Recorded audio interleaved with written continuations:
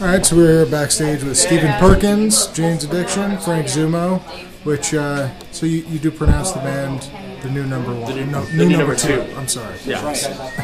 You guys both sounded amazing Pretty tonight. cool. Oh, cheers. It was interesting when we showed up because it wasn't your normal rock theater. It seemed more like a Enchantment Under the Sea type of theater. It did, right? And Or I felt like we played a high school Yeah. Yeah, totally. Yeah. So, Back to the Future, Enchantment Under the Sea. That's what they meant. Okay. so neither of you guys have ever played here before? I may have, but I don't recall. But when they hit the stage, the whole scene changed. It was dark. It was beautiful. Very beautiful drum parts. Thank you. A lot of good spots, where when they, there's so much real estate in the song. What fits where, and the drummer has so many choices now. So many different sounds, from the subs to the highs. It's all about choices and real estate. Where do you go? And those are great choices you're making. Yeah, there's a lot. There's 6 musicians on stage. We're firing everything live, so I have to pick my moments. It's very musically. And one of the most epic things that happened tonight was I walked on stage and this hasn't happened in a long time in Folk It. I was like, fuck, I'm inspired.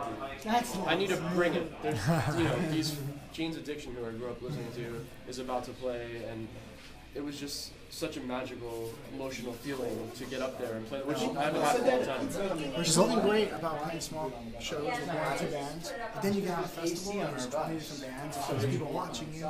And I love that competitive level. It brings you up, makes you play better. I'm happy that it happened tonight with me and you, because I love playing with you there. I love playing with friends are here.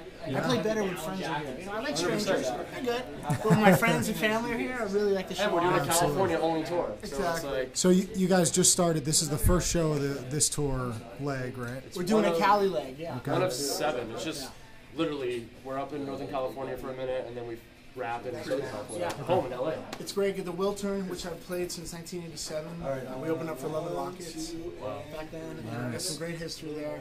So I'm excited. It's the last show of the tour. It's going to be wonderful. And, to me, getting a band together in the 80s and still playing these songs, I'm 45. You have to pull from the moment and be in the moment to really still dig it. And so that's what you saw tonight. We're in the moment. Yeah. Wherever we're at, if it's 1,000 or 10 or 200,000 people, you got to be in the moment and make it real. That's what you guys were doing. That's what we're doing, and that's why it was a good night. You guys had a really good blend of the new stuff with the old stuff. Oh, thank you. Led off with one of the new songs from the new album, which We rehearsed like 6 tunes. We only do 3 maybe a night off the new record. But we got like 6 ready to fire off. cool. Well, how did they feel? Did you guys have you played those live yet? No, we made them into the studio. You know how music is now. You make it in the studios. Like back in the day, our records would just put the mics up and play the set. That's a record. Nothing shocking and ritual. They just documented us. Now you go in there and you put it together. It was nice to try to figure out how to play them live. Totally. Did it before. Oh yeah. And good tour.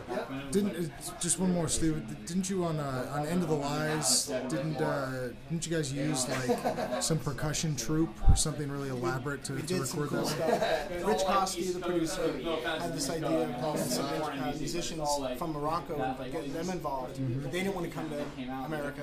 We couldn't get all of us to go there, so they did their stuff separate. And they just sent us these great tracks. So how was that? I thought it would have been cooler, of course, to be part of that. Yeah. But it was it was separate, but it was still a great thing. It was my parts with these great percussion things. At the end, you have to listen and make, how it is when you mix the drums. You got all these great parts of percussion, and they're like, well, we got the vocal mix up, and the guitar mix up, and is there a percussion mix up? No. So, just real quick, what's the nature of you guys' relationship? When did you guys meet, and how did you start playing together? Wow, when did we meet? We met. This is like going way back. I just remember this last night. You did a clinic. I'm from New York originally, for the Long Island Drum Center.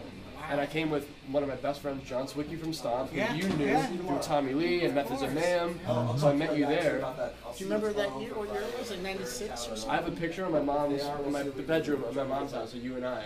Was they still having curls or no? The curls were gone. No curls then. Yeah, exactly. But I'm 34 now. I was probably 17 or 18 back then. So It's a great thing to do clinics because you're surrounded by drummers. And I'm not like Dennis Chambers type of guy. I'm a soul player, and I felt comfortable playing that way in front of people. And it's great that you were there and other great drummers that have now done something with their career. They're a part of that, you know, and that makes me feel great. So that was we met there, and then just me moving to LA and starting Street Drum Corps. My partner is Bobby and Adam. Bobby's band Stun used to tour with James Addiction, so it was just this family. And then Steve and I have done so many guitar center drum offs together. Mm-hmm. You know, it's like it's just. There's a great community in Southern Cal, as you know, especially LA.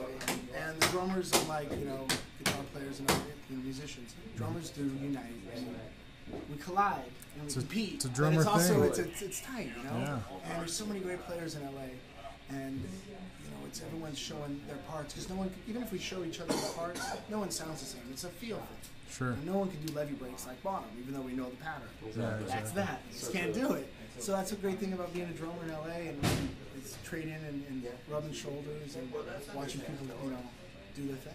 And even talking about a small world, the night that I moved to Los Angeles and met Bobby and Adam, they were at my gig. That night? The night I moved to LA, I played a gig. They were there, and we had to do a cover song for this showcase we did at the Viper Room, and we did 3 days.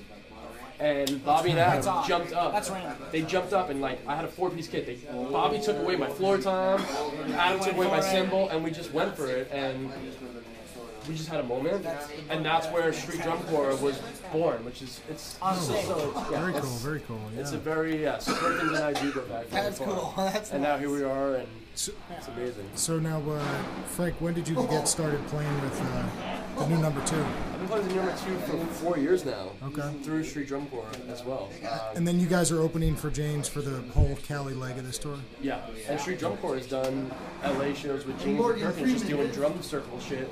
Which is I remember you saying that when we did the cover story with you guys. That and miking up all the sound in the lobby. Sending it to the PA. So the audience, when they walk in, instead of house music and iPod, they're listening to our tribal jam, which was they walk by, beautiful.